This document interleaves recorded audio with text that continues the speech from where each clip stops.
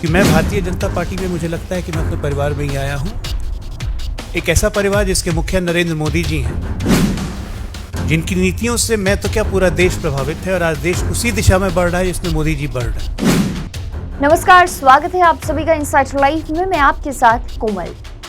बिहार में राजनीतिक घटनाक्रम तेजी से बदल रहा है। जेडीयू और भाजपा में खटास अलग ही स्तर पर जा रही है। पिछले दिनों जेडीयू ने भाजपा में प्रदेश उपाध्यक्ष रहने के बाद निष्कासित किए गए राजीव रंजन को जेडीयू में जगह दी, तो अब जेडीयू से निष्कासित पूर्व प्रवक्ता डॉक्टर अजय आलोक को भाजपा में शामिल करा लिया गया।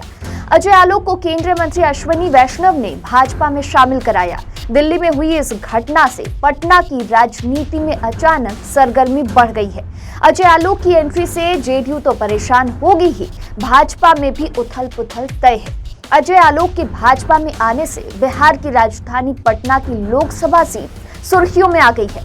इस सीट से 2024 में अब अजय आलोक को भी उम्मीदवार बनाने की अटकलें लगने लगी हैं। हालांकि इस सीट पर अभी पूर्व केंद्रीय मंत्री रविशंकर प्रसाद सांसद हैं, लेकिन मोदी सरकार के दूसरे कार्यकाल में रविशंकर प्रसाद को केंद्रीय मंत्रिमंडल से हटाए जाने के बाद चर्चा इस बात की होने लगी कि 2024 में उनकी सीट भी नहीं बचेगी। अब अजय आलोक की भाजपा में एंट्री के बाद पटना साहिब सीट पर भाजपा को एक और दावेदार मिल गया है। हालांकि इस सीट पर अभी अजय आलोक अन्य कई उम्मीदवारों में से एक नाम ही है। भाजपा के पूर्व सांसद आर.के. सिन्हा के बेटे ऋतुराज सिन्हा भी इस सीट पर दावेदारी ठोक रहे हैं। उनकी दावेदारी 2019 में भी थी, लेकिन तब ये सीट रविशंकर प्रसाद को मिल गई। दरअसल अजय आलोक जब तक जेडीयू में रहे, उनका इस्तेमाल बतौर प्रवक्ता बेहतर तरीके से हुआ।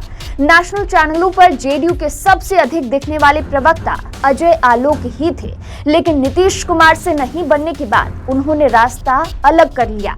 भाजपा में आने के बाद पटना साहिब लोकसभा सीट पर उनकी उम्मीदवारी कई कारणों से चर्चा में है। इसका कारण ये है कि ये सीट कायस्थ बहुल है और अजय आलोक भी कायस्थ हैं।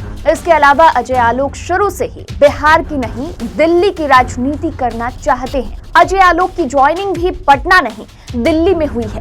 उनके आदर्श भी बिहार भाजपा के नेता या नीतियां नहीं, पीएम नरेंद्र मोदी की नीतियां हैं।